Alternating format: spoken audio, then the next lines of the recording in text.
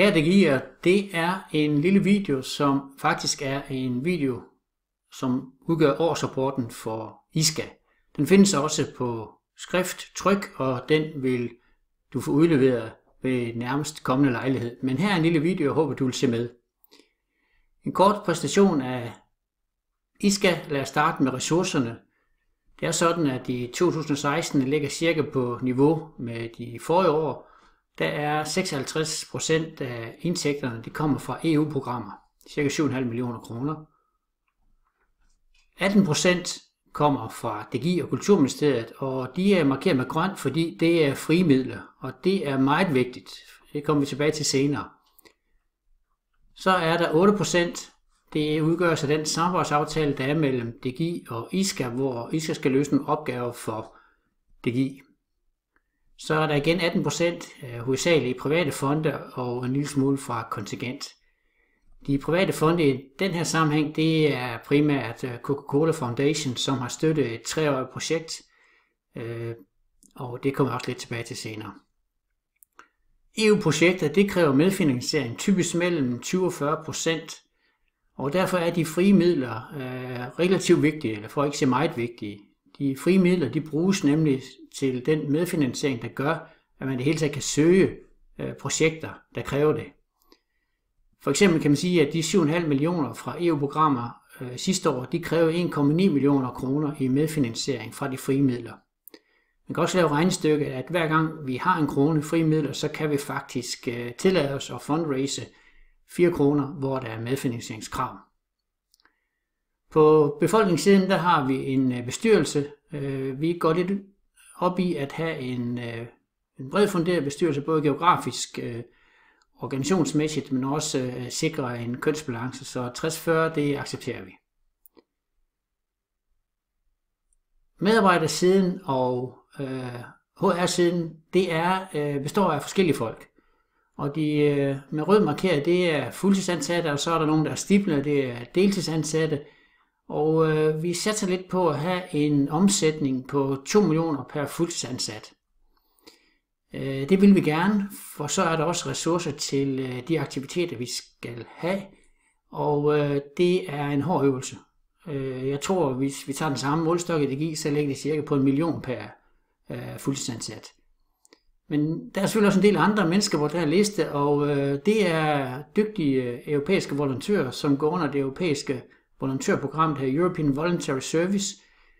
Det er meget smarte, dygtige mennesker, som er hos os 10-12 måneder, og det får vi meget ud af. Vi har haft 48 volontører fra 21 forskellige lande de sidste 10 år.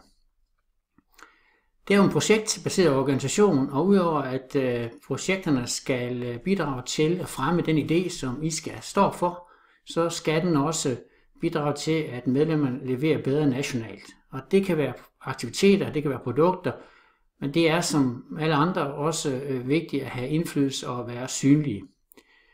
Der er flere typer projekter, jeg har valgt at fokusere på 2, altså dem, som er udviklingsprocesorienteret, det vil sige, at dem, der deltager, de får udviklet et eller andet, en evne, måske et produkt eller noget ledelse. Og så er der det, jeg vil kalde kampagneprojekter, hvor vi producerer en kampagne, som vi stiller til rådighed for medlemmer og andre partnere.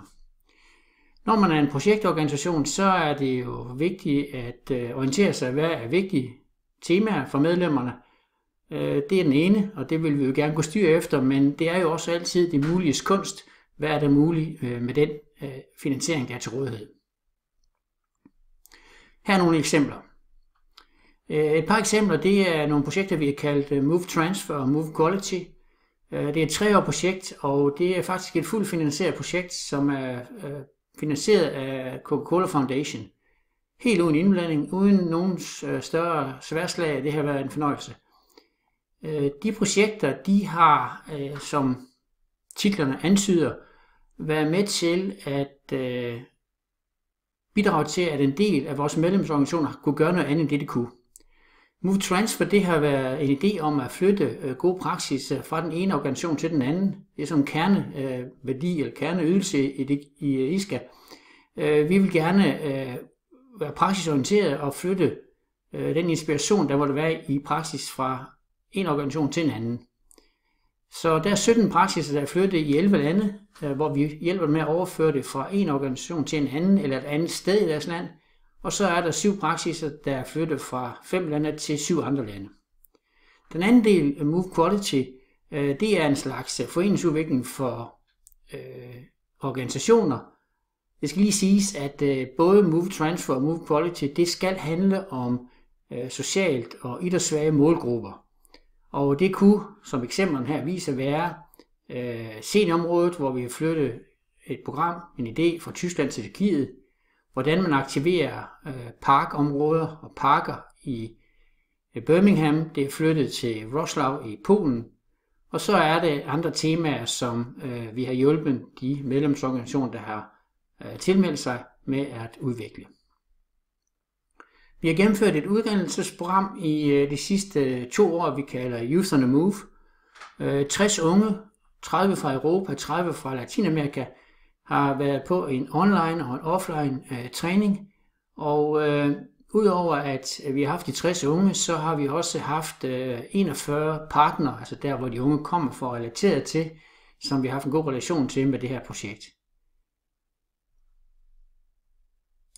What inspired me is be able to help somehow, you know, always want to work with something, do something, and to be here, it means that somebody gave me opportunity, and I think opportunity is the most important, especially when we are young. We need somebody that believes in us also, that gives us opportunity, and we can show that we are able and capable to do something. So for me, it's like opportunity. Very exciting.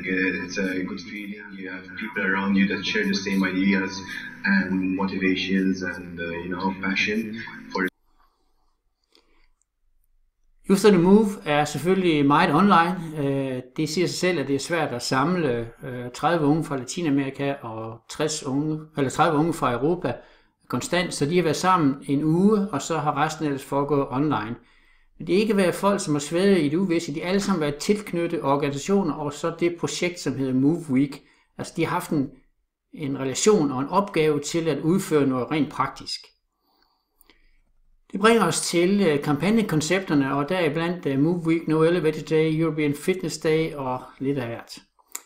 Move Week er jo et koncept, som vi lovede på det danske formandskab, EU-formandskab i 2012. Dengang snakkede EU-kommissionen om, at den ville lave en europæisk eller sportsdag. Vi frarådede en dag og sagde, at det skulle være en uge, og det gik kommissionen ind på, men der skete ikke så meget, så vi gik i gang med det samme. Vi lavede en test i september 12, og så lykkedes det også at fundraise med god hjælp fra Europaparlamentet 1 million euro i 2 år og 0,5 million til 3 år til at gennemføre en europæisk kampagne, en europæisk bevægelsesuge, vi kalder Move Week. Parallelt med, at vi gjorde det i Europa, så søgte vi også at få det implementeret i Latinamerika, og de kom lidt senere i gang, men allerede i 15 og i 16, der havde de meget, meget massive resultater, og det er meget imponerende at se, at man i 2016 i Latinamerika havde over 7.600 events tilknyttet Move Week. Hovedsageligt var det Colombia og Brasilien, men de øvrige 9 lande, var også godt med, og det har givet os en fantastisk relation til de lande. Der er nogle af vores medlemmer, som virkelig udnytter det der med, at der er et koncept. Mange siger, at det er vigtigt for os at være en del af noget større, og det kan være med til at profilere os nationalt. Og sådan et skoleeksempel er vores islandske venner fra UMFI, der virkelig har taget Move Week til sig, og sidste år lavede 450 events på Island med Move Week-konceptet. Og det er alt lige fra svømmekonkurrence mellem byer til en Go-app, en web, en walking-app, og hvad det ellers de har fundet på. En helt anden boldgade med en konceptkampagne, der har vi det, vi kalder en to-go-kampagne, altså en meget lav tærskel, som intet kræver. Faktisk kræver det kun, at man lige har noget tape, hvor der står no elevator, take the stairs, og så går man ud og sætter det op i et parlament eller på anden vis. Og det virker rigtig godt til at komme i kontakt med politikere. Her har vi for eksempel maltesiske parlament. Sidste år var det også det italienske parlament, og her har vi faktisk fra danske folketing. Meget let at komme i dialog med politikere, så det er sådan en to-go-kampagne. Der er også nogen, der går all in, som i Bulgarien, hvor de havde 30 events i 20 byer, 350.000 deltagere og en social mediekampagne med over 200 artikler i de forskellige mediepublikationer, inklusiv national tv. Som sagt så fik Europakommissionen jo idé om at lave en bevægelsesuge. Vi kalder det Europakommissionens Move Week. Det hedder den nu ikke. Den hedder European Week of Sports, og fred være med det.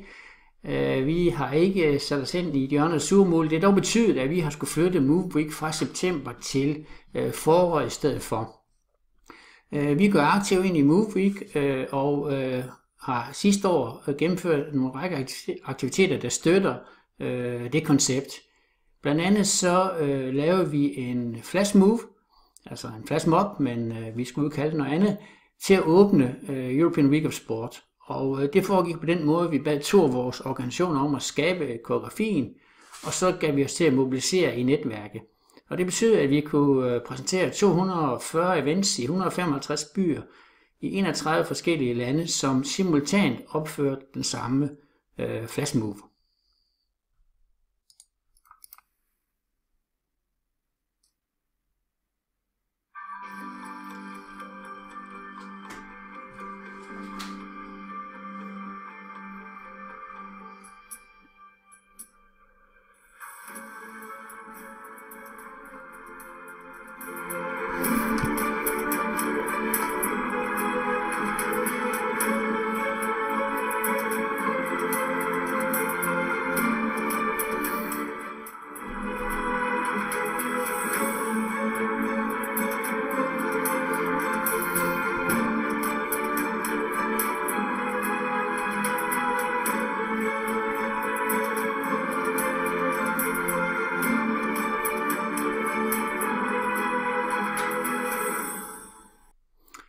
Et andet indslag, vi havde i European Week of Sport, det var 4 gave tyrkere, som er vilde med at cykle, og som er vilde med at promovere de cykelruter, der er igennem Europa.